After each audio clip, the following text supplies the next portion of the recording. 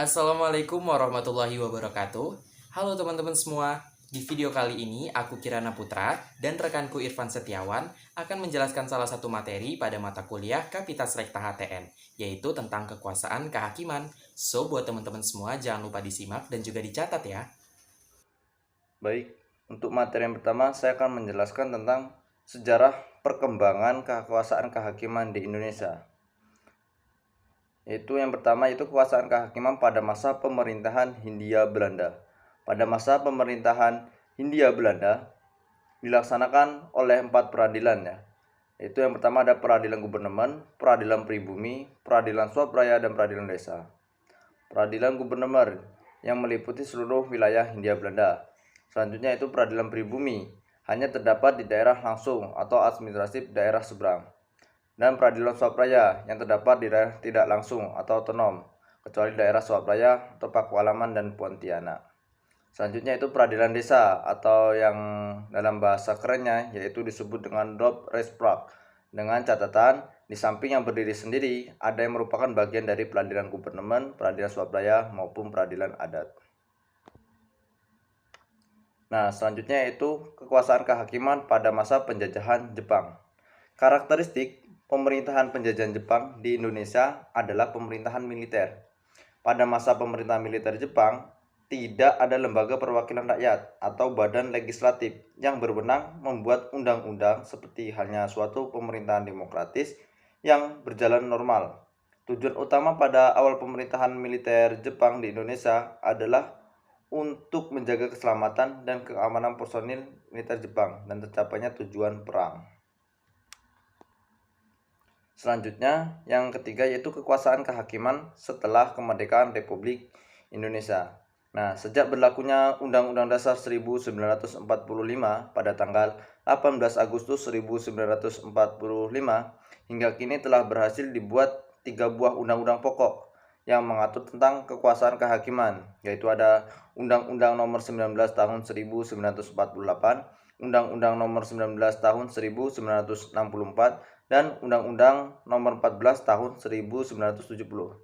Sebagaimana telah dirubah dalam Undang-Undang Nomor 35 Tahun 1999, ketiga undang-undang itu diciptakan dalam rangka untuk memenuhi pemerintahan Pasal 24 dan 25 Undang-Undang 1945. Sebelumnya berlaku Undang-Undang Nomor 19 Tahun 1948 sepanjang menyangkut peraturan-peraturan dan badan-badan dan institusi yang berkaitan dengan kekuasaan kehakiman, berlaku peraturan-peraturan dan badan-badan sebelum kemerdekaan masa Jepang dan Belanda. Nah, keberlakuan semacam itu didasarkan pada ketentuan pasal 2 Aturan Peradilan Undang-Undang 1945 yang pada intinya mengatakan bahwa segala badan negara dan peraturan yang ada masih terus berlaku selama belum diadakan yang baru menurut Undang-Undang Dasar. Selanjutnya yaitu poin yang B, kedudukan kekuasaan kehakiman. Nah, dalam kegiatan bernegara, kedudukan hakim pada pokoknya bersifat sangat khusus. Dalam hubungan kepentingan yang bersifat triadik atau triadic relation antar negara, pasar, dan masyarakat madani, kedudukan hakim haruslah berada di tengah. Demikian pula dalam hubungan antar negara dan warga negara, hakim juga harus berada di antara keduanya secara seimbang. Selanjutnya yaitu poin yang C, yaitu tentang pelaku kekuasaan kehakiman, di mana ada 3 pelaku ya, yaitu ada Mahkamah Agung atau MA, Komisi Yudisial atau KY, dan Mahkamah Konstitusi atau MK.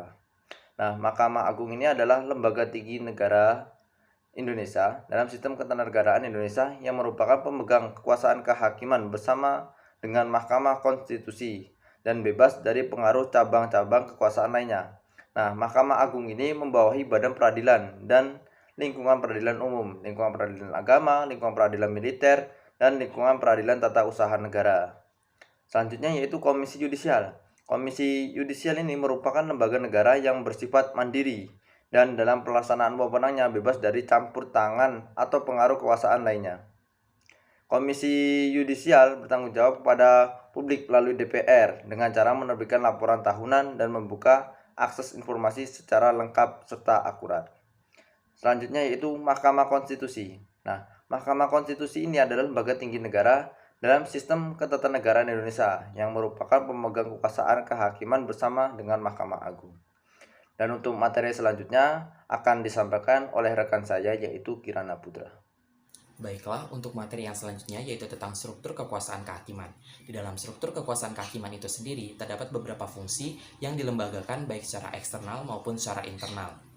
Terkait dengan jabatan-jabatan kehakiman, terdapat pula pejabat-pejabat, di antaranya ialah pejabat penyidik, pejabat penuntut umum, dan juga advokat yang diakui secara hukum.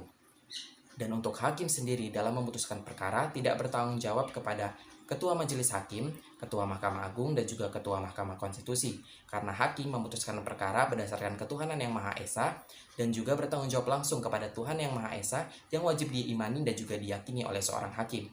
Sedangkan panitera sebagai pejabat fungsional di bidang administrasi bertanggung jawab secara langsung kepada Ketua Pengadilan, Ketua Mahkamah Konstitusi, dan juga Ketua Kekuasaan Kehakiman. Untuk materi yang kelima yaitu tentang prinsip pokok kehakiman. Secara umum, prinsip pokok kehakiman dibagi menjadi dua. Yang pertama ialah the principle of judicial independence atau prinsip independensi pengadilan, dan yang kedua adalah the principle of judicial impartiality atau prinsip imparsialitas pengadilan. Di dalam The Banglur Principle of Judicial Conduct terdapat 6 prinsip yang harus dipegang oleh seluruh hakim yang ada di seluruh dunia. Yang pertama adalah independensi, yang kedua ketidakberpihakan, yang ketiga integritas, yang keempat kepantasan dan juga kesopanan, yang kelima kesetaraan, dan yang terakhir keseksamaan dan juga kecakapan. Baiklah teman-teman semua, untuk materi yang terakhir yaitu tentang jaminan keamanan dan juga kesejahteraan hakim. Untuk jaminan keamanan dan juga kesejahteraan hakim telah diatur di dalam Undang-Undang Nomor 48 Tahun 2009 pada bab 8, pasal 48 dan juga pasal 49. Demikianlah yang dapat kami sampaikan. Semoga materi ini dapat bermanfaat untuk kita semua. Dan jangan lupa untuk like, comment, share, and subscribe channel YouTube ini. Kami akhiri. Wassalamualaikum warahmatullahi wabarakatuh.